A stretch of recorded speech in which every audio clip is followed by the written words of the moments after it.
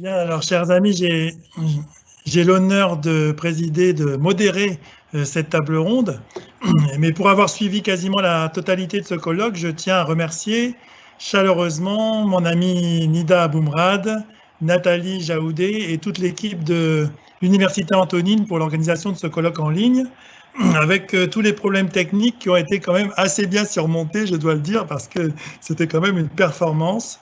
Et vraiment, on tient à vous remercier.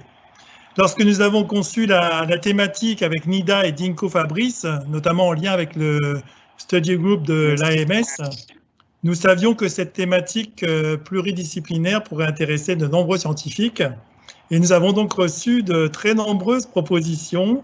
Et il faut remercier le conseil scientifique, le comité scientifique, comme l'a fait Nida en introduction, pour l'aide à la construction de ce programme de haut niveau.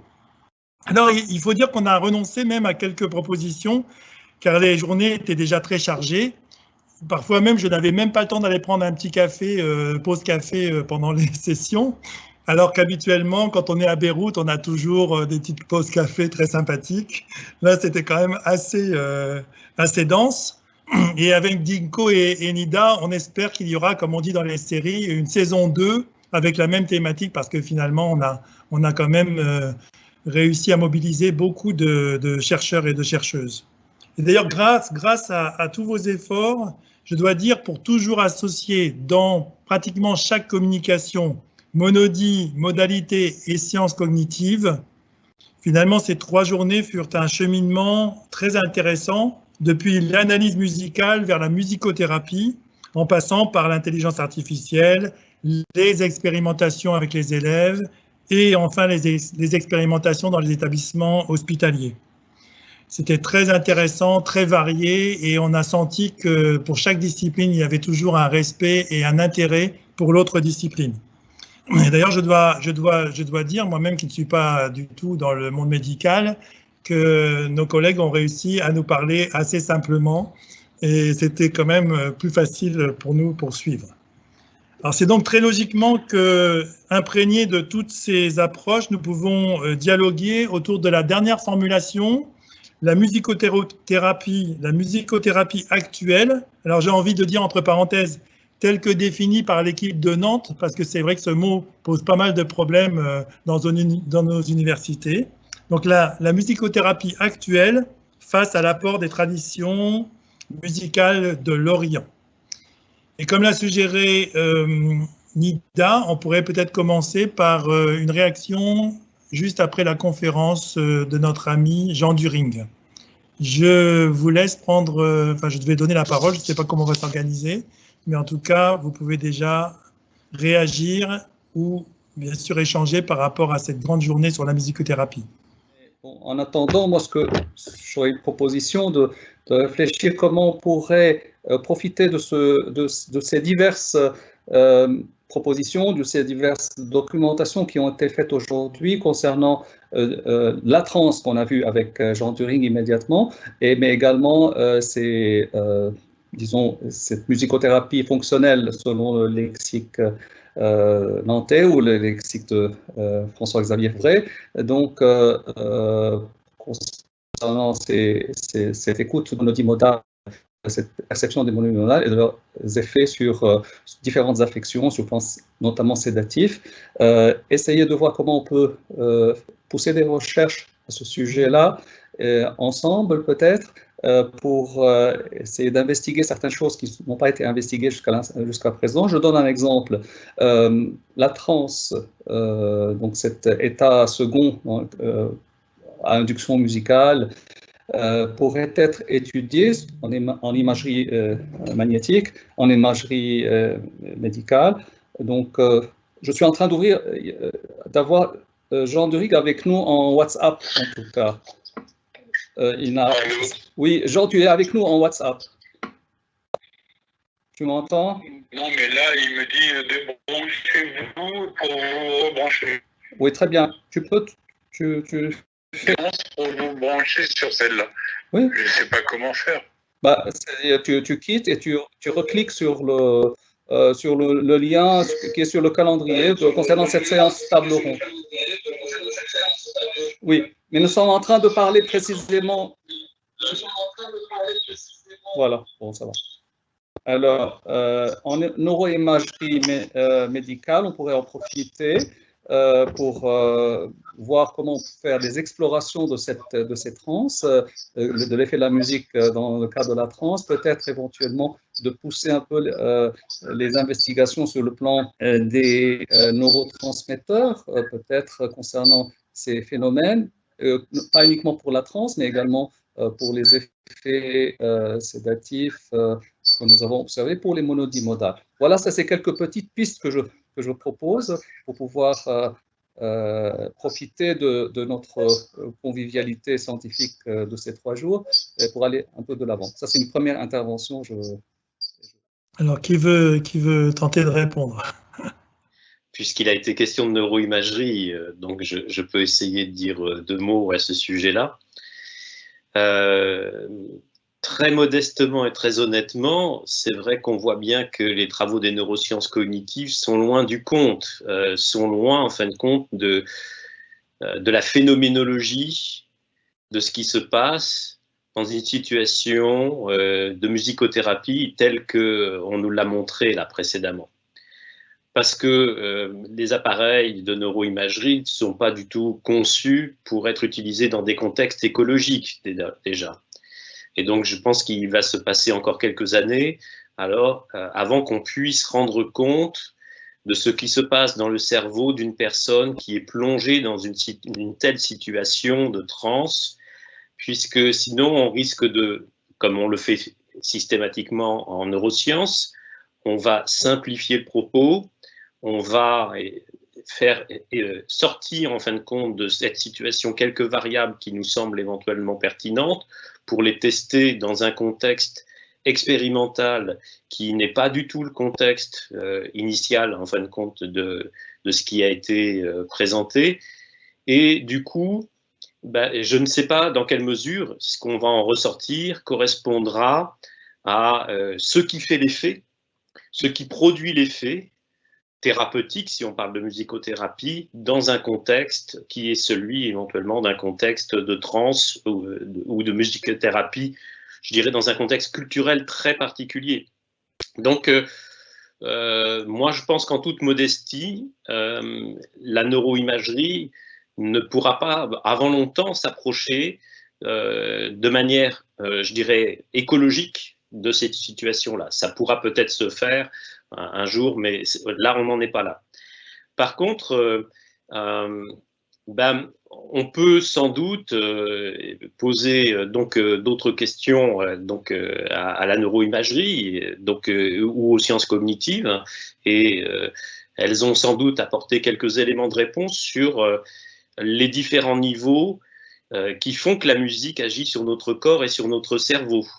Et je pense que ça, c'est peut-être intéressant déjà de considérer que au moins les neurosciences cognitives peuvent montrer que la musique agit sur notre cerveau et sur notre corps, au-delà en fin de compte des différences culturelles, au-delà éventuellement du contexte culturel, et puis au-delà même du facteur lié à notre espèce propre biologique, puisque un certain nombre d'études montrent que l'effet de la musique, effet positif, effet sur le cerveau, effet sur la mémoire, effet sur le stress, la diminution du stress par exemple, effet de relaxation, est quelque chose que l'on peut aussi arriver à observer chez des animaux, dans d'autres espèces, dans d'autres contextes, espèces biologiques que chez l'homme. Donc, ce qui nous emmène effectivement sur d'autres territoires et qui est complètement différent de ce qu'on peut dire, qu'est-ce qui se passe dans l'activité humaine de musique et de musicothérapie. Vous l'avez dit en introduction, musicothérapie suscite, face au terme, suscite beaucoup effectivement d'interprétation. On n'est pas tous au même niveau dans la manière de définir ce terme.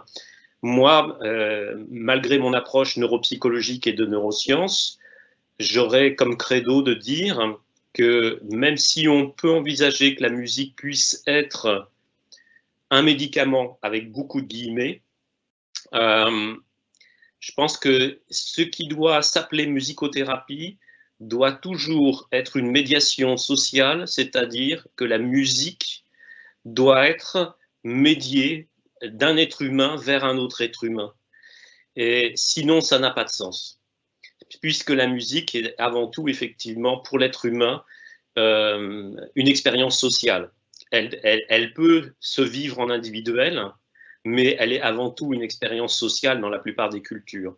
Et bien sûr, on peut faire écouter de la musique sur un iPad, donc on peut faire écouter de la musique pour faire des séances de relaxation musicale, mais même dans ce cas où la musique, on va dire, joue toute seule et fait l'effet pour elle-même, en tout cas, même dans ce cas, la proposition musicothérapeutique doit être personnalisée et doit être médiée par un autre être humain qui va, en fin de compte, faire en sorte que, je dirais, la cible, enfin, l'aspect thérapeutique atteigne bien sa cible.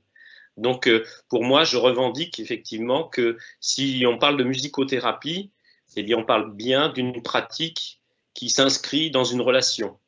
Sinon, on va parler d'autre chose. On va parler de neurostimulation auditive ou d'autres terminologies, mais ça ne sera pas, pour moi, de la musicothérapie. Abonder dans le sens de Hervé, ce que tu viens de dire, ça ne va pas te surprendre. Effectivement, je crois qu'on est dans une relation thérapeutique et que ce qui est important d'analyser, de comprendre, de peaufiner un peu, c'est justement la place de la musique dans cette relation. Et je trouve que, bon, je pourrais dire plein de choses là-dessus, mais peut-être simplement parce que j'ai été assez intéressé, très intéressé même, par les dernières vidéos de Jean During, là, ce que vous nous avez proposé, Monsieur During, puisque ce que vous avez dit après pour commenter en disant, au fond, bon, il y a la transe, il est la transe dans ces rituels thérapeutiques, mais avant même la transe ou à côté de la transe, il y a aussi d'autres éléments qui sont en fait des éléments ludiques, vous avez dit esthétiques et groupaux, et puis multisensoriels en fait. Hein. Et que là, on est effectivement, j'ai eu l'occasion de travailler un petit peu là-dessus, c'est-à-dire sur les aspects de la musicothérapie, on va dire contemporaine, actuelle, quelles sont dans la musicothérapie contemporaine, celle que l'on peut, qui est reconnue aujourd'hui comme comprise comme étant de la musicothérapie, quels sont les éléments qui viennent en fait de pratiques ancestrales, vraiment extrêmement anciennes, et quelles que soient les cultures en fait, hein, puisqu'on va retrouver ces rituels thérapeutiques dans toutes les cultures, dans tous les peuples, et qu'au fond, il y a quand même des invariants dans ces rituels thérapeutiques qui sont justement la musique. Il y a de la musique partout, il y a des rituels thérapeutiques, de la place prédominante aussi du groupe social et donc de la société, et aussi la prédominance du corps, la proximité du corps, du travail avec le corps. C'est-à-dire c'est la musique, le corps et le groupe social. Et que on retrouve aussi ces éléments-là dans tous les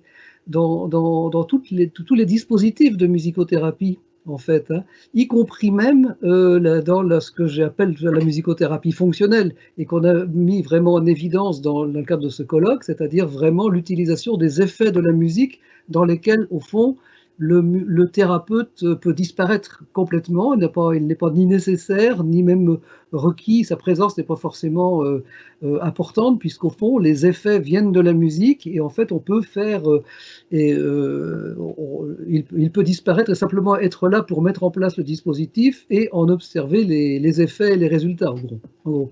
Mais au fond, il est quand même là, quelque part, dans l'intention, hein, et qu'on va retrouver dans le dispositif que l'on propose de musicothérapie, dans le dispositif thérapeutique que l'on va proposer, eh bien, il y a l'intention du thérapeute, il y a les représentations que le patient peut avoir de la musique, les représentations aussi que l'institution, que ce soit même la salle d'hémodialyse, par exemple, puisqu'on a parlé de ça, que ce soit en néonatologie, que ce soit dans le cadre de quoi a-t-il été question aussi dans le cadre de la néonatologie, c'est ça, en prématurité, ou dans le cadre de la prise en charge de personnes avec des psychotraumatismes importants, etc. Il y a l'intentionnalité, il y a la musique que l'on va penser quand même en fonction de tel ou tel patient, en fonction de sa culture, en fonction de sa propre histoire, et que ça, c'est toujours présent, en fait, hein, c'est toujours présent. C'est-à-dire qu'à travers la musique, c'est aussi tout le groupe social et ses représentations de la musique qui se rend présent, qui est présentifié dans le rituel lui-même, hein, puisque là je parle de rituel dans les dispositifs de musicothérapie qu'on peut trouver dans n'importe quel service, dans beaucoup de services, par exemple de psychiatrie, dans des services hospitaliers, dans des institutions pour enfants, pour adolescents, dans les EHPAD auprès des personnes âgées. Il y a toujours la constitution d'un cadre thérapeutique dans lequel la place de la musique, la place du thérapeute et la place du patient donc est pensée, elle est ou toujours sous-entendue, mais elle existe toujours, hein. Et je pense qu'il y a là une proximité en fait, une proximité avec tous ces rituels thérapeutiques qui nous viennent de très loin, hein, et partout de par le monde, et qu'au fond on est très proche de tout ça, c'est-à-dire que ces rituels-là, on peut les retrouver aussi dans nos settings, comme on dit aussi, ou dans nos dispositifs de musicothérapie. C'est toujours très très présent. Voilà, bon, je ne vais pas monopoliser la parole, mais voilà, je pense que ça, c'est ce que aussi j'ai appelé, j'en ai pas parlé, j'ai pas eu l'occasion d'en parler dans ce colloque, mais de ce que j'appelle la musicothérapie structurale, c'est-à-dire en fait comment le dispositif lui-même structure quelque chose qui va avoir une fonction thérapeutique. Et c'est dans la compréhension même et la structuration du dispositif et des représentations que chacun dans l'institution soignante, dans les représentations du patient, de son groupe social lui-même et puis du musicothérapeute, les représentations qu'il peut avoir là, en fait il y a quelque chose qui est structurant et c'est une sorte je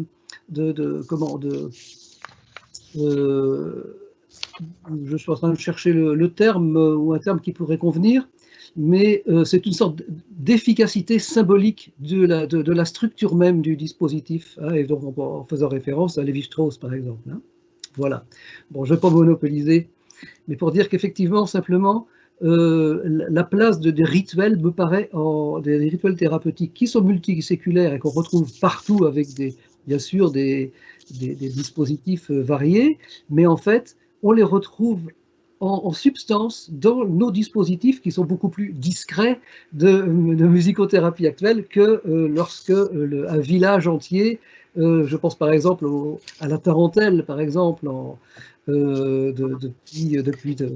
pendant des siècles dans le sud de l'Italie ou en gros dans le bassin méditerranéen, en fait on va retrouver là aussi tous les mêmes éléments qu'on va retrouver dans une salle de musicothérapie à l'intérieur d'un service hospitalier, même si c'est un peu moins démonstratif, hein, d'une part. Et puis on va retrouver aussi chez le joueur de tarentelle par exemple, hein, chez le musicien qui est appelé pour pouvoir venir au secours d'une personne qui a quelques dérèglements comportementaux, eh bien, on va retrouver aussi c'est la même question qui se pose chez le musicothérapeute d'aujourd'hui, c'est-à-dire, au fond, qu'est-ce que je lui mette comme musique, qu'est-ce qu'on va faire comme musique, qu'est-ce que je vais lui proposer comme dispositif qui va venir l'accrocher, lui signifier qu'on va le chercher là où il en est de sa souffrance pour le ramener dans notre monde et dans le même langage et dans une société de laquelle la pathologie l'éloigne. Voilà, je ne devrais pas être trop long, je vous remercie. Merci. Est-ce que sur ce sujet, il y a d'autres interventions? Oui, je voudrais faire une réponse parce qu'on a beaucoup dit que oui, déjà le nourrisson, il est sensible à la musique que sa mère a écoutée. Tout ça, c'est vrai, et qu'il faudrait, ou qu'il faut jouer les makams qui sont en harmonie avec l'équilibre humoral de l'auditeur. Mais je crois que dans certains cas, notamment les cas où le malaise d'un patient vient je parle psychiquement, hein, vient d'un rejet de la société et de certains aspects de la société, peut-être que justement, pour le recadrer, il faut lui faire entendre quelque chose qui n'est pas du tout la musique familière, mais qui serait tout à fait autre chose, à tester évidemment. Parce que moi, j'ai quand même remarqué que des gens qui venaient de cultures tout à fait différentes, que ce soit des cultures orientales ou occidentales, dans certains cadres rituels musicaux, étaient extrêmement profondément touchés, alors que c'était pas très loin de leur musique d'origine. Donc, il faut envisager ça aussi. Quand il s'agit disons, de désensibiliser à la douleur, c'est certain que une musique douce, quelle qu'elle soit, une musique qui ne dérange pas et qui capte l'attention. D'ailleurs, peut-être que ça marcherait aussi en montrant des films de n'importe quoi, un film comique pendant qu'on vous arrache une dent, pourquoi pas. Il faudrait essayer, ça marche peut-être aussi bien que de la musique douce. En tout cas, il faut voir aussi cet aspect. Et sinon, musique familière, oui et non, mais il y a quand même cette idée dans les rituels, surtout les balouches, alors ça je l'ai vu beaucoup, c'est que le musicien, quand il a affaire à un patient la première fois, il essaye, il commence à jouer d'abord une mélodie dévotionnelle, hein, comme introduction, et puis ensuite il essaye ceci, cela, jusqu'à ce que tout d'un coup, le patient commence à réagir, à trembler. Alors là, il a attrapé, il l'a harponné avec une mélodie qui le touche profondément. Moi-même, j'ai été touché profondément, mais là, il s'agit de, comme ils disent, d'enthousiasme esthétique. J'ai jamais été possédé. D'ailleurs, comme vous disiez, c'est très culturel. Donc, j'ai jamais vu un occidental être possédé, jamais. Mais être entraîné, oui, être excité, bien sûr. Donc, bref, bon, je disais. Bon, je ne veux pas être trop long, juste ce détail, quoi, que le malade trouve sa mélodie. Une fois qu'il l'a trouvée et qu'il rentre en ébullition, qu'il est vraiment, on dit qu'il est rempli, alors à ce moment-là, on peut jouer n'importe quoi. Et des fois, je suis allé voir le musicien, j'ai dit, pourquoi vous avez joué une chanson au milieu des airs rituels? Il a dit, mais à part toi et moi, personne ne fait la différence ici. Mais pour le démarrage, là, je crois qu'il y a des histoires chez les Grecs qui recoupent, hein, ce qu'on dit, donc ça remonte à l'Antiquité, ça. La mélodie qui vous touche. Voilà, c'était juste cette remarque. Peut-être un mot sur ce sujet, après on passera peut-être à autre chose, mais parce que j'entends la question de Nida, qui est un garçon très pragmatique, sur l'idée qui est moi-même, qui est très forte en moi, peut-être c'est une question peut-être très française, ou en tout cas très médicale peut-être, qui est celle de, vous savez, la musicothérapie et au fond l'art-thérapie fait partie d'un grand groupe que sont ce qu'on appelle les médecines intégratives et complémentaires.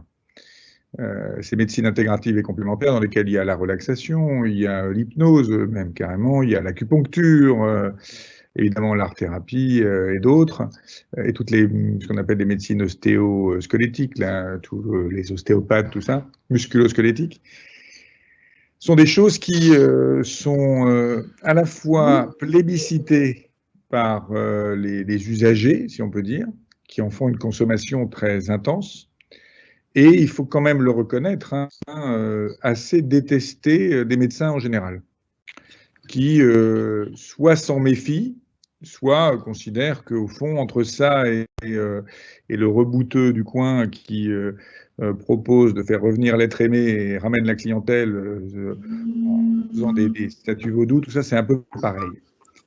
Et je trouve que c'est extrêmement dommage, d'autant plus que avec les aspects qui sont ceux de l'évolution de notre société, la crise économique, la rationalisation de tout ce qu'on fait, les gens, les payeurs, si on peut dire, hein, que sont les payeurs des soins, hein, qui sont en général dans des pays, en tout cas comme la France, c'est pour ça que je dis que c'est peut-être un peu français, mais même par ailleurs, les gens qui remboursent disent bah, prouvez-moi que ça marche, prouvez-moi quelque chose, essayez de me montrer quelque chose et pas simplement par oui dire, parce que là, on va tous se dire oui, ça marche, puis il y a d'autres gens qui vont dire ça marche pas, et comment on va pouvoir nous départager. Et alors, du coup, on en arrive au point qui est peut-être celui qu'on discute, c'est la musique est sûrement quelque chose qui peut adoucir les mœurs et tout. Moi, je suis assez béotien dans le domaine, hein, donc j'étais assez intéressé par les différentes conférences qui présentaient les différents types de musique et leurs indications. Nida disait bien, mais Jean Turing aussi, hein, bon, tout ça, c'est peut-être un peu baroque, peut-être même un peu farfelu, mais il y a toute une espèce de pharmacopée pratiquement de la musique qui existe et qui est issue de données un peu empiriques. Je ne dis pas qu'elle soit vraie, je ne dis pas non plus qu'elle soit fausse, mais en tout cas, elle est issue de données très empiriques. Et on est du coup confronté à deux problèmes, si on essaye d'aborder le problème sur un aspect, on va dire, scientifique, j'aime pas trop le mot, mais enfin, en tout cas, dans une espèce de rigueur un peu qu'on appelle gold standard, c'est-à-dire vraiment être dans les clous de ce qui se fait. Et j'élimine l'aspect méthodologique, hein, sur lequel on peut peut-être, on devrait pouvoir discuter, mais qui pourrait donner lieu de discussions plus grandes. Le premier aspect, il est celui de distinguer bien, et ça François-Xavier l'a bien dit, et Hervé aussi, et puis je crois qu'un peu tout le monde, la question de la musicothérapie, et puis de simplement ce qui est l'écoute musicale. J'ai compris ce que disait François-Xavier, hein, il y a, même dans une écoute proposée sur un iPad et compagnie, il y a évidemment aussi autre chose que simplement écouter. Mais enfin, malgré tout, c'est quand même l'aspect où c'est la musique qui soigne, en quelque sorte, et puis l'aspect où il y a une vraie relation thérapeutique. Et quand il y a une vraie relation thérapeutique, ça devient un problème plus complexe parce qu'il s'agit d'évaluer ce qu'on appelle des psychothérapies. Au fond, c'est une psychothérapie médiée par la musique. Et une psychothérapie médiée par la musique, c'est une psychothérapie. Une psychothérapie, c'est très difficile à évaluer. Et puis, il y a un autre... alors ça, c'est déjà un problème auquel je n'ai pas complètement la réponse. Depuis le temps que j'y travaille, je n'ai pas une réponse claire dans la tête. Le deuxième aspect, qui est complexe aussi, c'est celui de, on dit la musique, telle musique, voilà. Et c'est là encore, hein, c'est ce que vous disiez sur les différentes... les différents types musicaux qui peuvent éventuellement soigner tel type de pathologie. Pour rigolo que ce soit, en fin de compte, on est aujourd'hui réduit à quelque chose qui est extrêmement, là aussi, empirique, où on va proposer au patient ce qu'il a l'air d'aimer.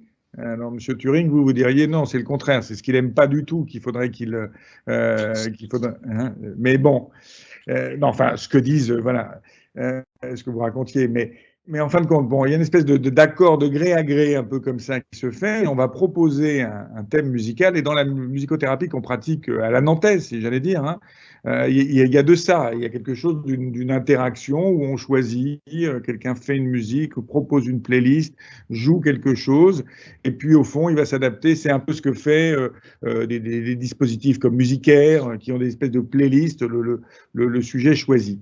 Et moi, je suis assez intrigué, et ça c'est quelque chose qui m'intéresse vraiment beaucoup, c'est d'essayer de trouver en quelque sorte à l'intérieur de la musique, quels sont les sons, je dirais même les textures musicales, mais ça Hervé, il va se rappeler pourquoi je dis ça, les textures musicales, c'est-à-dire au fond une sorte de pureté de son, un peu une sorte de son filtré dans lequel ne resterait... tout en ayant une mélodie, que des sons, je dis entre guillemets purs, je n'ai pas tout à fait le vocabulaire pour ça, et pour essayer d'évaluer un peu leur impact. Alors, avant d'un impact cérébral, je dirais déjà au moins un impact psychologique ou clinique. Ce qui me semble être du coup une sorte de quête, c'est-à-dire j'ai le sentiment que pour répondre à la question de Nida, je m'arrête là parce qu'après moi je suis très bavard, mais pour répondre à la question de Nida, c'est-à-dire qu'est-ce qu'on pourrait faire, un peu de concret, qui serait un petit peu sympa à mettre en avant, j'ai l'impression qu'il faut avoir toute une stratégie par étapes. Il faut d'abord définir quels sont les types de sons, peut-être de textures, qui sont éventuellement plus ou moins indiqués dans plus ou moins quelle direction clinique. Est-ce qu'il y a des choses qui sont plus anxiolytiques, d'autres qui vont plus être apaisantes mais sans diminuer l'anxiété, d'autres qui vont être bien pour les gens qui sont en colère, d'autres qui sont... peut-être que ça peut changer. Est-ce que c'est la même chose pour tout le monde?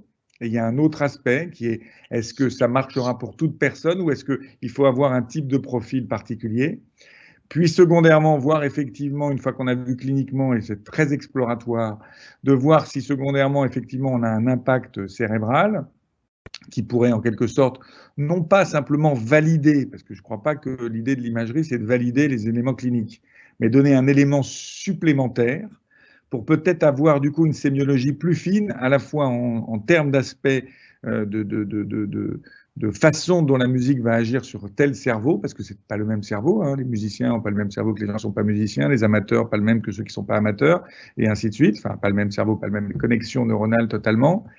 Et ensuite, secondairement, pouvoir le tester, alors à ce moment-là, dans l'ensemble, plus précisément, dans des indications extrêmement précises. Et je fais référence là, et je termine là-dessus, un travail qu'on voulait faire avec, et d'ailleurs qu'on va faire, hein, avec Lara Wakim, que connaît bien Nida, et que j'avais un peu proposé également à Hervé, qui était d'arriver à trouver à transformer, enfin, un traitement de syndrome de stress post-traumatique, hein, quelque chose qu'on connaît bien, qui aujourd'hui est traité par, peut être traité par des médicaments qui diminuent le rythme cardiaque, hein, mais qui ont aussi un aspect, un tropisme cérébral directement, et de voir si au fond une musique qui diminuerait elle-même le rythme cardiaque, par exemple, pourrait être, ou un son ou une texture musicale qui diminuerait le rythme cardiaque, pourrait avoir le même type d'impact qu'un médicament, avec évidemment nettement moins d'effets indésirables. Moi, je suis plutôt, je militerais, vous voyez, avec vous, plutôt sur des choses extrêmement, enfin des choses comme ça, par étapes, très construites, parce que là, on a buté sur le fait de quelle texture, quelle musique on va utiliser. Et donc, pour l'instant, comme on n'a pas trouvé de solution, on ne peut pas avancer. Et donc, de vraiment travailler comme ça par étapes, mais en ayant toujours bien conscience de, cet écueil de musique-thérapie, c'est pas la même chose que l'impact de la musique sur le cerveau. Et deuxièmement, le fait que musique, c'est pas toutes les musiques. Et on l'a bien vu lors de ce colloque, dans ce à quoi j'ai assisté, c'est-à-dire pas tout, mais enfin quand même, on a bien vu que les musiques étaient extrêmement variées, et qu'elles étaient donc variées avec donc forcément des impacts différents, des circonstances différentes, des émotions différentes, c'est encore un autre problème. Et c'est un peu dans ce sens-là. Donc moi, je n'ai pas de réponse à la question de Nida, mais j'aimerais pousser dans ces directions-là, en tout cas, avec toutes les bonnes volontés, parce que je pense que c'est vraiment un sujet important et que c'est comme ça qu'on arrivera à solidifier la position de l'art-thérapie en général et de la musicothérapie en particulier, et en tout cas de l'utilisation de la musique dans le soin en particulier. Voilà, c'est un peu l'éclairage que je voulais donner, ma partie à moi, si on peut dire. Merci beaucoup. On peut peut-être passer à un autre aspect des questions. Est-ce que Nida, tu as une autre question à mettre en débat? En fait, je voudrais juste rebondir sur certaines de ces réponses de nos amis.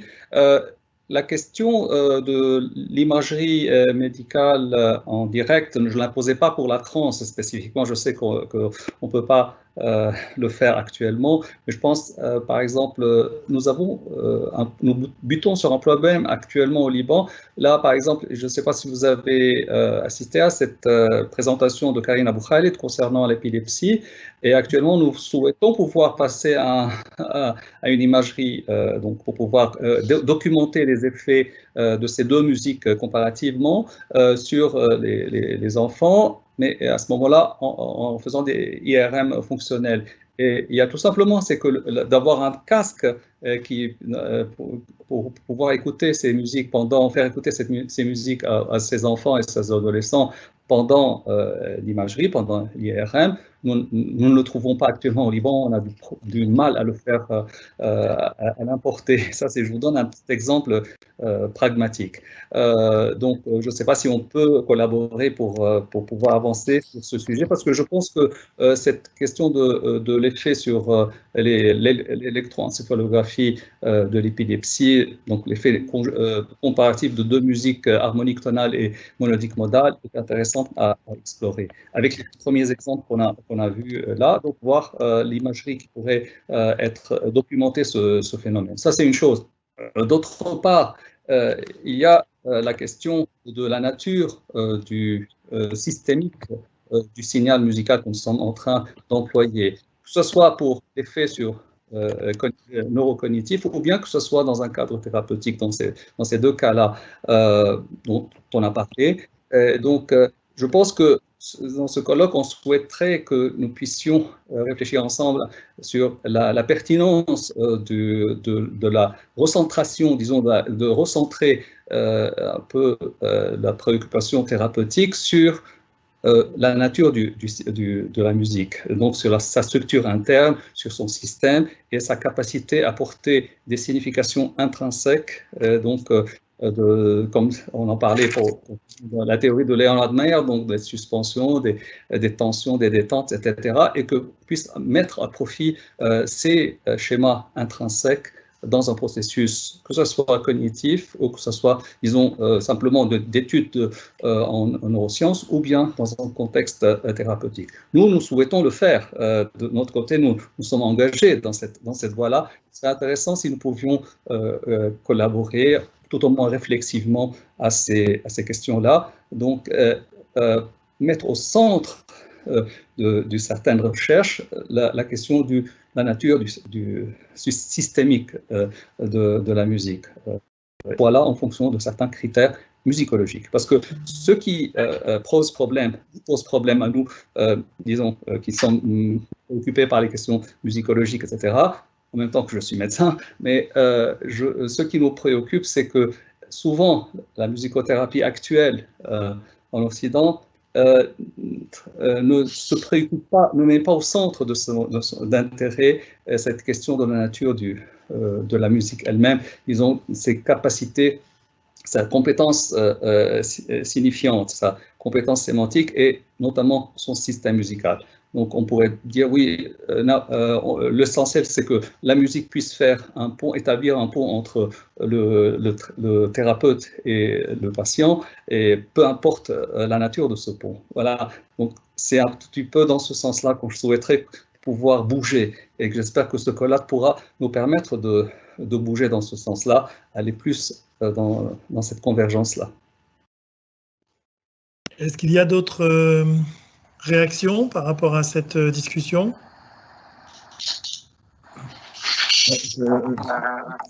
Nicolas? Pardon. Nicolas ou Philippe? Pardon. Non, Nicolas, vas-y. Effectivement, je rebondis sur ce que disait Nida à l'instant. C'est ce que j'avais prévu en voyant le programme, c'est que nous sommes passés de discussions sur la structure de la musique vers des discussions qui sont nettement plus près de l'acoustique. Les questions posées par les médecins sont quel type de son, mais quel type de son n'est pas un problème pour la structure de la musique. On peut jouer la même structure avec des sons très divers. Je pense que si on veut avancer sur ces questions, il faut s'interroger sur des mécanismes. Et je ne suis pas sûr que de comparer, par exemple, de la musique occidentale et de la musique modale orientale soit la première. Une chose qui m'a frappé dans des images qui ont été montrées pour des dispositifs thérapeutiques, il y avait, je ne sais plus qui c'était, hier, je pense, un bâtiment avec une structure extrêmement répétitive, des fenêtres à tous les étages. Or ça, c'est quelque chose que la musique, probablement pas la musique la plus récente, mais beaucoup de musiques sont fondées sur la répétition. La répétition et les musiques de rock ou de rap, on a des répétitions rythmiques qui sont sans arrêt. Il serait intéressant de voir dans quelle mesure ce phénomène de répétition peut avoir un effet thérapeutique, effectivement. Est-ce que une musique répétitive a un autre effet qu'une musique qui n'est pas répétitive? Bon, c'est-à-dire, pour parler à Anida, je pense qu'on ne doit pas demander à nos collègues médecins, enfin vous-même qui êtes des deux côtés, de se lancer dans toutes les analyses que nous pouvons faire de structure musicale, mais quand même, si nous voulons avancer, il me semble qu'il faut commencer par des choses relativement élémentaires, mais qui quand même portent notamment sur la temporalité de la musique. Quand on parle d'acoustique, on parle de son, de structure, de texture, on ne parle pas de leur évolution dans le temps. Donc il faudrait pouvoir se poser la question de la durée des expériences ou des usages de musique dans les processus qu'on met en œuvre, et des fonctionnements très généraux. Un point, par exemple, c'est monodie-polyphonie. Est-ce qu'une musique polyphonique a un effet différent d'une musique monodique? Est-ce qu'une musique fondée sur la consonance et la dissonance, comme la musique occidentale, c'est pratiquement le seul mécanisme de la musique occidentale traditionnelle, c'est l'opposition entre consonance et dissonance. Ce qui n'est pas du tout le cas, évidemment, dans la monodie, où ces phénomènes ne se présentent pas de la même manière. Voilà, des choses comme ça, qui sont sans doute relativement élémentaires, et il faudrait donc que des musicologues simplifient un petit peu leurs approches pour arriver à mettre ça en lumière, mais que, d'autre part, les thérapeutes se posent aussi ce type de questions-là. Voilà, bon, on pourrait continuer longuement, mais... Merci Nicolas. Peut-être Philippe, alors avait aussi une réaction? Oui, alors moi ce que je voulais dire simplement, c'est qu'on sur les effets de la musique, il y a beaucoup d'études au niveau des émotions notamment, hein, où on sait globalement comment ça fonctionne et on sait qu'il y a plusieurs paramètres qui entrent en ligne de compte, les effets harmoniques bien sûr, mais rythmiques, la dynamique, même la performance aussi peut jouer, mais ce qui me semble intéressant, peut-être ce qui manquerait actuellement, et enfin, à ma connaissance, que je ne vois pas trop dans les études en psychologie ou en neuroimagerie, c'est les interactions, en fait. Les interactions entre ces différents paramètres, c'est-à-dire que l'interaction entre les échelles, par exemple, et les rythmes, ou entre le timbre et les harmonies. Et peut-être là, on pourrait arriver à avoir une définition un petit peu plus précise et peut-être plus utilisable pour la musicothérapie de ces effets de la musique.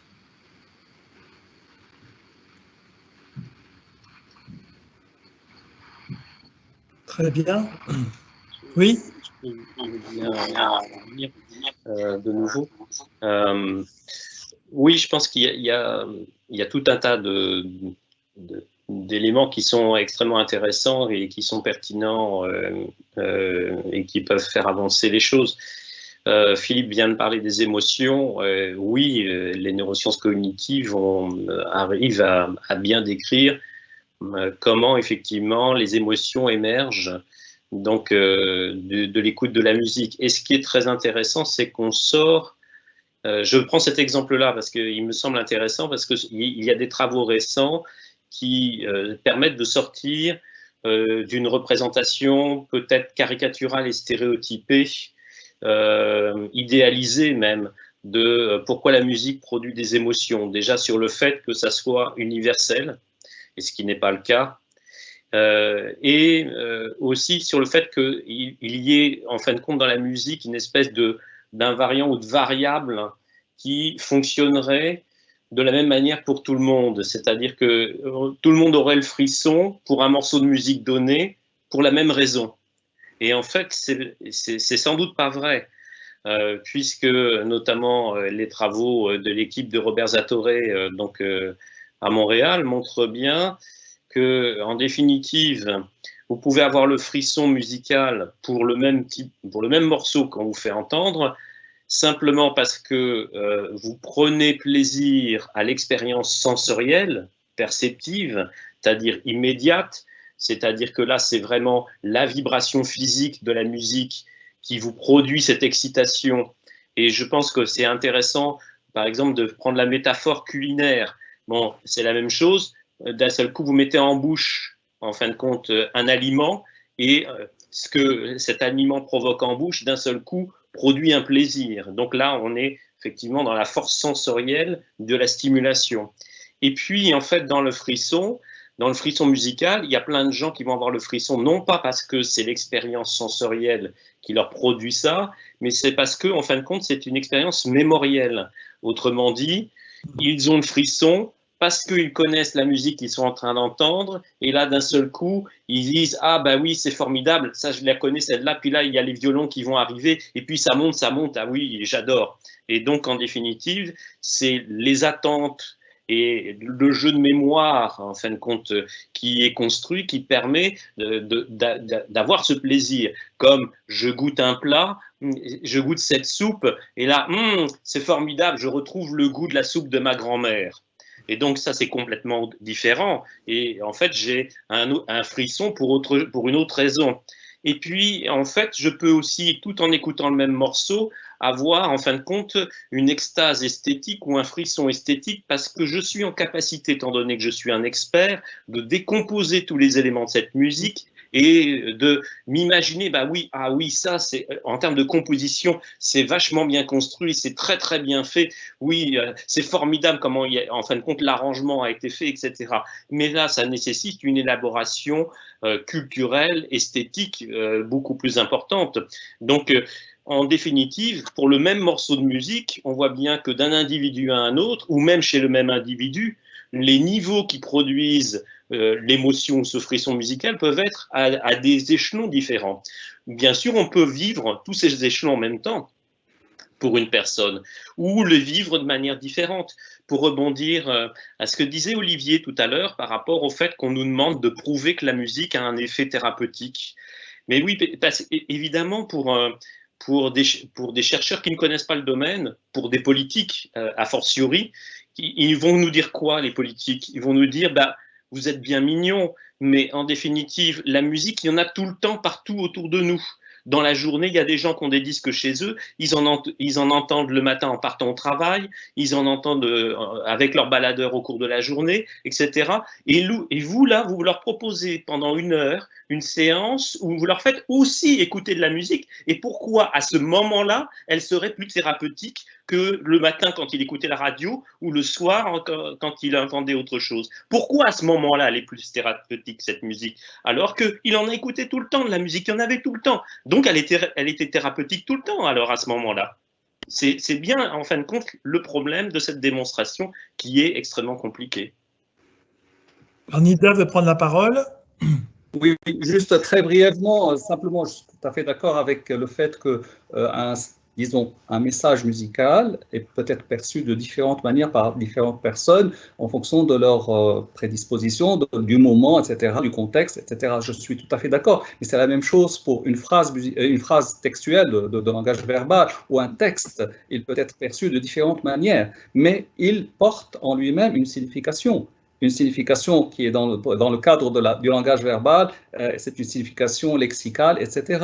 Et or, ce que je suis en train d'essayer de pousser, je pense que Nicolas pourrait également être de mon avis, c'est qu'il y a un contenu significatif, un contenu sémantique dans la musique, dans une énonciation musicale qui est là. On peut l'analyser par différents procédés musicologiques, que ce soit une musique harmonique tonale, une musique monodique modale, ou du Guillaume de Machaut, ou bien du Xenakis, etc. À chaque fois, il y a un contenu musical qui est sémantique et qui est intrinsèque, qui est autoréféré, etc. Ou bien qui peut être référentiel, c'est-à-dire qui réfère à des idées et qui réfère au monde. Donc il y a ces différents systèmes de sémiose qui ne sont pas, à mon avis, suffisamment prises en considération, que ce soit dans les neurosciences, dans les recherches cognitives, et que ce soit dans la musicothérapie actuelle en Occident. C'est ça que je suis en train d'essayer de mettre en avant. C'est que c'est sûr que les contextes, que les personnes peuvent percevoir de différentes manières la même chose, mais c'est la même chose pour le texte. C'est la même chose. Or, bon, la thérapeutique, une psychothérapie analytique va être dans le verbal et elle va essayer de travailler sur les significations des mots ou des phrases qui sont en train d'être employées par le thérapeute et par le patient, mais on a des significations qui sont précises, qui peuvent avoir, disons, induire différents états de conscience et différentes voies, etc. Mais la signification est là, on ne peut pas ne pas la prendre en considération. Alors, même chose pour la musique, je souhaite que nous puissions pas à l'instant, mais que nous puissions aller de l'avant dans ce sens-là, c'est que la signification intrinsèque d'une énonciation musicale puisse être prise en considération en neurosciences, en psychologie cognitive et en musicothérapie plus qu'elle ne l'est actuellement. Pardonnez-moi cette insistance. Je crois que François-Xavier veut dire quelque chose, non? Oui, je veux peut-être un peu réagir à ce que vient de dire Nida, puisque on pourrait aussi imaginer que précisément on va utiliser la musique pour pouvoir sortir d'un trop de signifiants directs du langage verbal pour apporter quelque chose, une sorte de polysémie de la matière musicale, et donc de pouvoir profiter justement de cette liberté d'analyse ou de vécu de cette expérience musicale, pour que le patient puisse en faire quelque chose dans cette liberté, justement, dans cette polysémie, et que justement, on va peut-être, l'idée serait peut-être au contraire de s'éloigner d'une signifiance trop calquée sur le verbal. Alors, mais c'est sûr que je ne parle pas d'une signification verbale dans la musique. C'est une autre signification, c'est un autre système de signification complètement différent, mais qui est peut-être plus important et plus profond que la signification verbale. Et que finalement, une sémiotique générale serait beaucoup plus une sémiotique qui pourrait se rapprocher d'une sémiotique musicale plutôt qu'une sémiotique verbale. Je pense que Nicolas, ça c'est la théorie de Nicolas Meilhus. Donc, je pense que vraiment, nous sommes dans une autre signification. Et au contraire, il faudrait en profiter. Et je pense que intuitivement, les voies musicothérapeutiques en Occident utilisent cela. Mais il s'agit d'essayer. Ce que je propose, c'est que nous puissions, que les musicothérapeutes, que les cognitivistes, que les neurosciences puissent prendre en considération avant tout ce message musical. Il comporte une signification qui n'est pas verbale, c'est sûr. Donc, mais prenons ça en considération. Voilà, excusez-moi. Oui, tout à fait. Nicolas, tu veux rajouter quelque chose? Oui, effectivement, moi je suis tout à fait d'accord avec Nida sur cette question-là. Nous parlons de signification intrinsèque et c'est un peu compliqué. Il faut quand même s'expliquer sur ce qu'on veut dire par là. Il existe un grand projet international sur la signification musicale qui est mené par Eero Tarasti, et auquel nous ne sommes jamais invités, la Sorbonne par exemple, parce que nous avons une toute autre opinion sur la signification musicale. Ce projet-là est entièrement référentiel, c'est-à-dire qu'il se demande tout le temps ce que la musique suggère du monde réel. Et ça, bon, il y a effectivement un effet de ce type dans la musique, mais si on part de là, alors il faut bien reconnaître qu'un Chinois entendant de la musique occidentale n'y comprendra strictement rien du tout, et réciproquement. Ce dont Nida parle et de ce dont je parle moi-même, c'est de significations intrinsèques qui ne sont pas référentielles. Encore une fois, on peut avoir toutes sortes d'associations de pensée vers le monde réel suggérées par la musique, mais ce n'est pas de ça dont nous parlons. Et il faut bien se rendre compte, c'est très difficile à décrire, puisqu'on ne peut pas le décrire par des mots. Mais il faut bien se rendre compte que ça existe, et que ça tient à la façon dont la musique est structurée et fonctionne dans le temps. Et ça tient à toutes sortes d'éléments. Je pense que si nous voulons tirer des conclusions, on n'est pas très loin de la fin du colloque, ce serait plutôt de nous demander comment faire pour s'expliquer les uns avec les autres, comment faire pour que les musicologues parmi nous arrivent à faire comprendre ces choses à des thérapeutes, et comment répondre à votre attente. Et donc, ce problème de la signification intrinsèque, encore une fois, je crois qu'il est extrêmement difficile parce que cette signification-là n'est pas descriptible. On ne peut pas la traduire en langage. Et ça, c'est la grande difficulté. Et elle tient probablement à des mécanismes structurels, à des mécanismes temporels aussi. Je crois beaucoup que la musique marche dans une direction et pas dans l'autre. Ça veut dire que c'est pas du tout symétrique, c'est pas du tout statique. Et donc, il faudrait arriver à prendre en compte cette temporalité, etc. Ben, voilà. Donc, c'est un beau chantier en perspective. Alors, je pense qu'on approche de la fin. Je ne sais pas, Nida, à quelle heure on doit terminer. Mais moi, je voudrais rebondir, si on a encore quelques minutes, sur une des phrases d'Olivier Bonneau, qui parlait notamment pour la France du problème des remboursements, de la place de la musicothérapie. Et moi, je voulais juste parler, puisque on a vu qu'il y avait des enseignements musicothérapie au Liban, Tunisie, etc. Juste parler finalement du problème aussi de la formation. Parce que si on n'arrive pas évidemment à donner des preuves scientifiques par rapport aux résultats, ou si c'est très difficile, il y a aussi une difficulté, notamment en France, c'est par rapport à la formation de ces praticiens. Et je ne sais pas si les collègues peuvent nous en parler, entre ce qui s'est passé à Descartes, à Nantes, Montpellier, ailleurs, et d'autres centres de formation.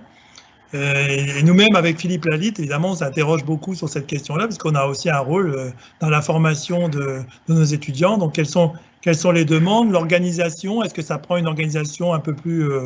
est-ce que c'est mieux organisé? Et quels sont les débouchés? Bon, je suis assez bien placé pour répondre, je crois, là, du moins par rapport à la France, hein, et un peu à la Tunisie aussi.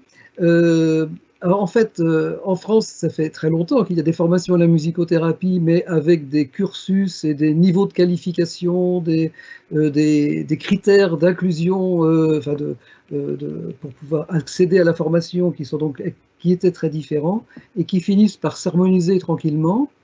Avec maintenant une préconisation à ce que toutes les formations puissent se faire sur 5 ans, enfin, 5 ans après bac, c'est-à-dire en gros au niveau du master, on va dire. Et ça, ce n'était pas du tout le cas il y a encore quelques années. Et là, en fait, on est maintenant, semble-t-il, tous d'accord là-dessus, hein, sur cette préconisation, c'est-à-dire de faire des études au niveau du master, comme ça se fait dans d'autres pays. Il y a actuellement en Europe 42 masters quand même de musicothérapie ou d'art-thérapie qui inclut à ce moment-là la musicothérapie. Donc c'est quand même beaucoup de masters, et donc ça veut dire que en France, où il y a un master qui est à Descartes, on est quand même très en retard de ce côté-là. Et par contre, il y a d'autres formations privées. Il y en a une qui vient de disparaître, là, c'est dans les semaines que le Covid n'aura pas épargné. Donc voilà un centre qui va fermer, qui est le centre le plus ancien en France, hein, qui s'appelle le Centre international de musicothérapie. Et puis il y a quelques petites formations privées associatives. Mais en fait, maintenant, en fait, il semble que les choses évoluent et il ne reste plus que 3 universités avec un seul master donc à Paris-Descartes, un DU qui est de même niveau à Nantes, et puis un DU à Montpellier qui est actuellement, ce n'est pas le cas au niveau du niveau, puisqu'en fait, ils recrutent au bac et puis ils font une formation sur 3 ans, donc ce n'est pas la même chose, mais qui ont donc comme perspective de pouvoir penser plutôt un diplôme sur 5 ans à partir de la musicologie. Voilà, donc ça c'est un peu l'idée. À Nantes, on est habilité par la faculté de médecine, donc c'est Olivier Bonneau qui chapeaute la responsabilité universitaire. Et à Paris-Descartes, c'est la psychologie. Je trouve que c'est plutôt pas mal, puisque en fait on aurait là et psycho, donc 3 composantes différentes et très complémentaires, hein, médecine, psycho et musicologie. Qui en fait c'est plutôt intéressant parce que ça montre un petit peu cette appartenance multiple, et au fond après tout dépend des directeurs de composantes de savoir s'ils veulent bien recevoir un master dans leur université, hein, voilà.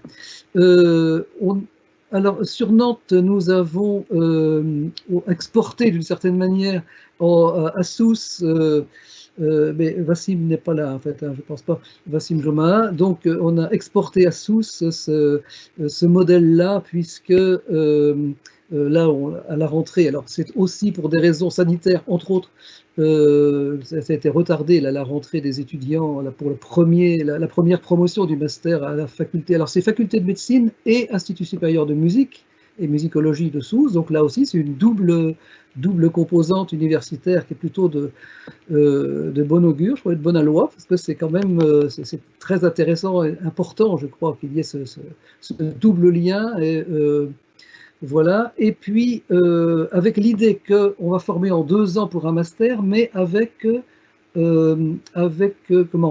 à partir de formations multiples, c'est-à-dire qu'on va accepter dans ce master des personnes qui viennent de la musicologie, des musiciens professionnels, des pédagogues, des professeurs de musique, hein, par exemple, mais aussi des professions de santé.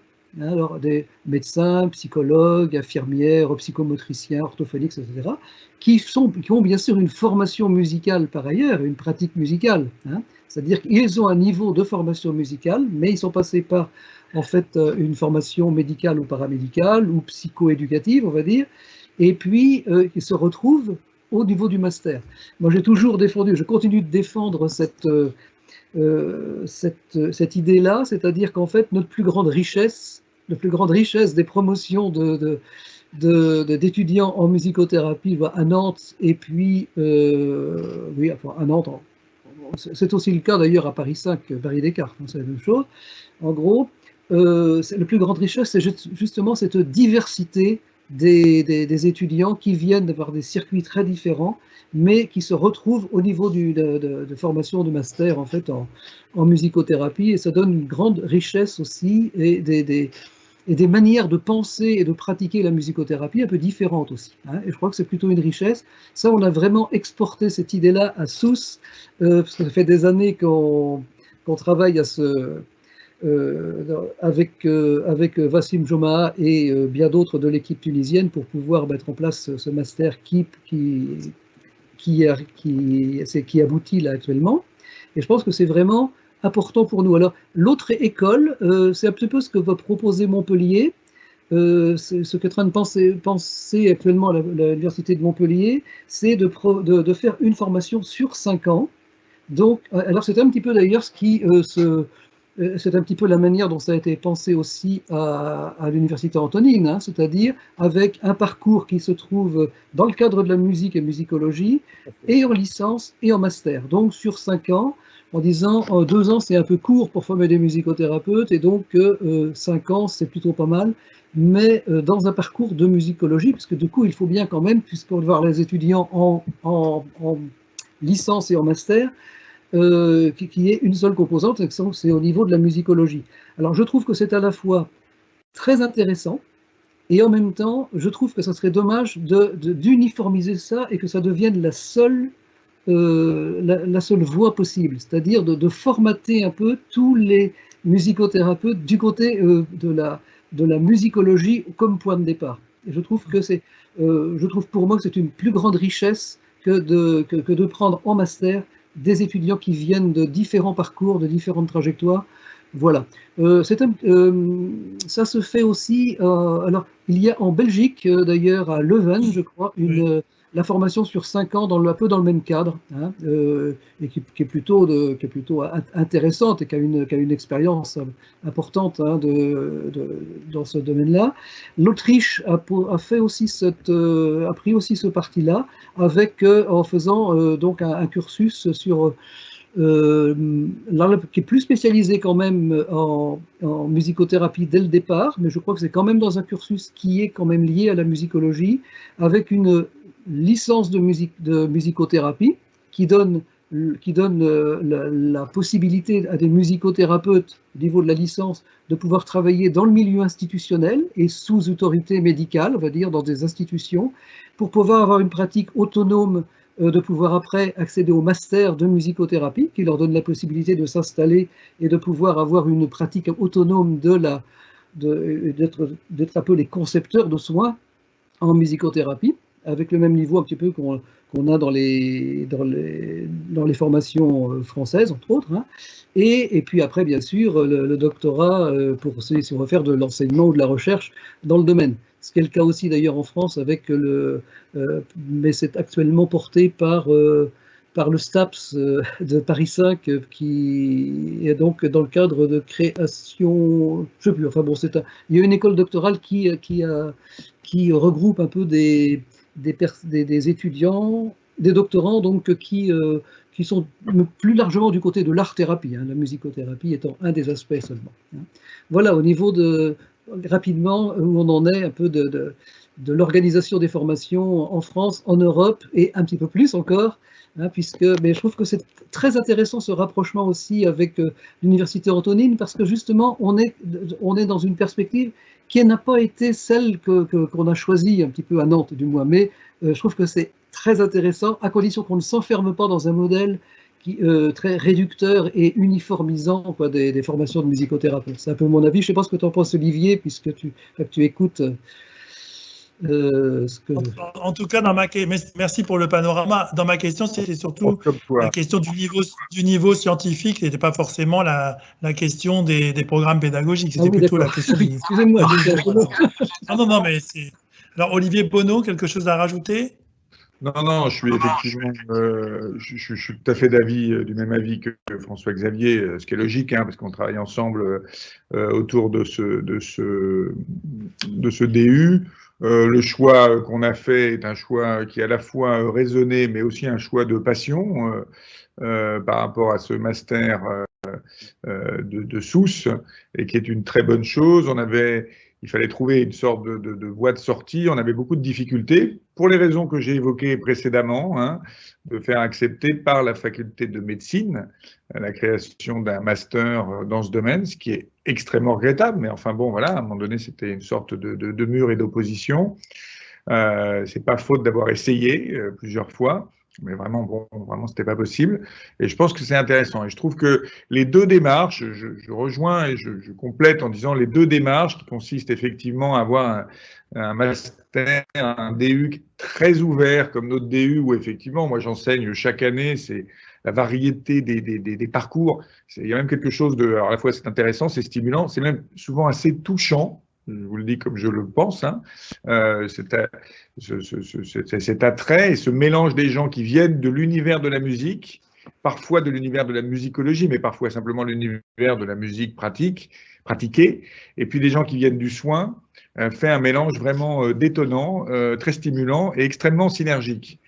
Après, à l'image de ce colloque, je trouve qu'une connaissance forte en musicologie permet de teinter un peu différemment, bien sûr, les étudiants, mais de fabriquer des gens qui, d'un point de vue, je dirais peut-être académique, peut-être pas forcément pratique, ou pas que, d'un point de vue académique, ont quand même probablement une plus grosse solidité, parce que, bon, évidemment, avec un cursus de musicologie de 3 ans, c'est quand même énorme. Enfin, 3 ou 4 ans, c'est beaucoup. Ça permet aux gens d'avoir une formation vraiment très complète, et probablement que c'est là qu'on aura, issu de ce parcours-là, qu'on aura les étudiants les plus en mesure de répondre un peu aux questions qu'on se pose là entre nous, quoi, au fond, hein. Mais ça, c'est un aspect très universitaire qui est un peu mon tropisme. Mais je veux dire, en tout cas, je pense que les deux doivent tout à fait coexister de manière intelligente, parce que c'est important que chaque personne qui veut faire. L'idée, c'est pour tout conclure, c'est que vraiment de ne faire aucun obstacle à quiconque voudrait faire de la musicothérapie. C'est quand même ça l'idée. Si quelqu'un veut le faire, il faut quand même qu'il puisse arriver à trouver à le faire, et dans de bonnes conditions. En tout cas, c'est notre credo. Donc la même ligne que François-Xavier, comme très souvent. Très bien. Alors Nida, je pense qu'on doit arriver à la conclusion. Est-ce qu'avec Dinko, vous voulez faire une conclusion commune? Comment on s'organise? Il y aurait juste oui, il y a Nathalie Boujorde qui voudrait dire un petit mot, si c'est possible, avant de conclure. Ça peut attendre à la fin, c'est pas grave. Dites-le. C'est la fin. Bon, alors, juste un petit mot, je voulais remercier tout le monde. C'était un plaisir pour moi d'être parmi vous au cours de ces 3 journées. Je remercie particulièrement de tout cœur Monsieur le professeur Aboumrad de m'avoir confié l'organisation de ce colloque. En fait, il est depuis toujours ma référence scientifique dans la recherche musicologique. Et grâce à lui, on a pu rencontrer des recherches éminentes dans la musicologie, la musicothérapie et même la médecine aujourd'hui. Voilà, c'est tout. Merci pour toutes les informations enrichissantes et à bientôt. Bon, merci à vous pour tous l'aide au support. Merci beaucoup et bravo, vraiment. Hein. Le travail. Merci. On sait ce que ça représente. Pardon, je ne sais pas si Dinko veut dire quelque chose. Oui, il faudrait qu'il dise. je suis transféré dans un autre coin de mon appartement pour l'occasion, pour donner un peu plus de vivacité musicale à la scène. Donc, c'était vraiment un grand plaisir de collaborer en premier lieu. C'est toujours très important, la collaboration internationale. C'était mon dream d'assurer des échanges paritaires d'une partie et de l'autre de la Méditerranée sur des sujets qui sont tellement d'actualité aujourd'hui. Et j'ai suivi aussi cette troisième journée avec une attitude d'apprentissage pour apprendre vraiment beaucoup. C'est très important aussi pour moi savoir qu'est-ce que sont les études qui commencent à venir de l'autre partie, et pas seulement en Europe. Et vous savez qu'il y a une confusion sur le concept de musicothérapie épouvantable partout. Il y a plusieurs sociétés de musicothérapie, etc. Et donc, c'est très important de voir qu'est-ce qu'on peut faire en mettant en connexion. Donc, le net, c'est la chose la plus importante. Et aussi, en même temps, encore plus que dans le passé, cette occasion, c'était de voir comme les musicologues historiens, les musicologues des musicologies systématiques, les musicologies appliquées, l'ethnomusicologue sont la même famille. Et donc, on doit travailler ensemble, et on doit arriver à être plus présent dans les départements et pas seulement dans la vie académicienne, mais dans la vie réelle, dans la musique qui est partout, à la radio, la télévision et le théâtre, etc., avec cette nouvelle idée d'une communauté qui est en dialogue et en écoute. Donc, moi aussi, je peux m'associer au remerciement à l'Université Antonine, à notre formidable professeur Nida Boumrad, à Nathalie qui a fait vraiment un grand travail. Et le plaisir de travailler avec Frédéric. J'ai déjà assuré Frédéric Villiers pour le petit comité de notre groupe de travail de l'AMS sur la Méditerranée. Et donc, que je peux dire à tous les autres, merci. Merci pour ce que j'ai appris dans les 3 journées. Et je vais le répandre dans mon environment à mon tour. Merci beaucoup, Dinko. Et je pense le mot de la fin pour Nida, qui nous a si bien reçus en ligne. Je suis très touché. Et je suis triste parce que nous arrivons à la fin, parce qu'en fait, on est arrivé à une certaine synergie permanente, voilà, malgré la distance en ligne. Donc, nous sommes arrivés à une belle convivialité pendant ces journées entre nous, donc, qui sommes ici, donc, que ce soit des responsables institutionnels ou des musicologues, des musicothérapeutes, des neuroscientifiques, etc.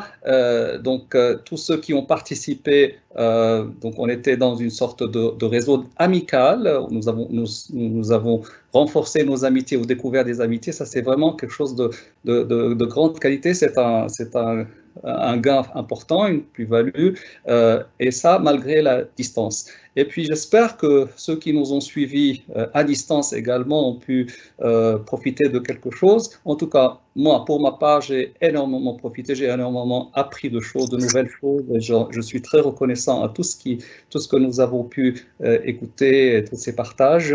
Je ne vais pas recommencer à faire la liste des remerciements que j'ai faits au début du colloque, mais bon, c'est sûr que je dois remercier le comité scientifique, tous les membres du comité scientifique, mais surtout les membres du comité organisateur, donc ces 2 institutions, que ce soit Frédéric Billier ou Dinko Fabrice, mes très chers amis. Je vous remercie infiniment d'avoir permis la mise en place de ce colloque, et également nos amis de Nantes ici présents, et à travers Frédéric Billier et Philippe Lalitte, donc l'IREMUS, et bien sûr Caen et l'Université de Caen à travers Hervé Platel. Nicolas, vous êtes donc un pilier de cette amitié musicologique, et Jean Duric, notre amitié musicologique et ethnomusicologique. Donc voilà, je cite Olivier et François-Xavier ici présents, mais également Wassim Jama qui n'a pas pu être parmi nous immédiatement. Bien sûr, Nathalie Aboujaoud et cet ange gardien qui a permis toute cette mise en place. Je remercie mon université également et toutes les universités qui ont participé. Et voilà, Jean, j'espère que nous nous retrouverons non pas à distance, mais en présence très bientôt. Merci beaucoup. Et à bientôt. Oui. Et je n'oublie pas que nous militons pour une saison 2 sur la même thématique. D'accord, nous y travaillerons alors. Avec plaisir, avec plaisir. Merci, merci à tout le monde. Et puis, je crois qu'on va pouvoir éteindre nos écrans pour se changer les idées, et c'est très bien. Voilà, au revoir. Merci, prenez soin de vous. Au revoir.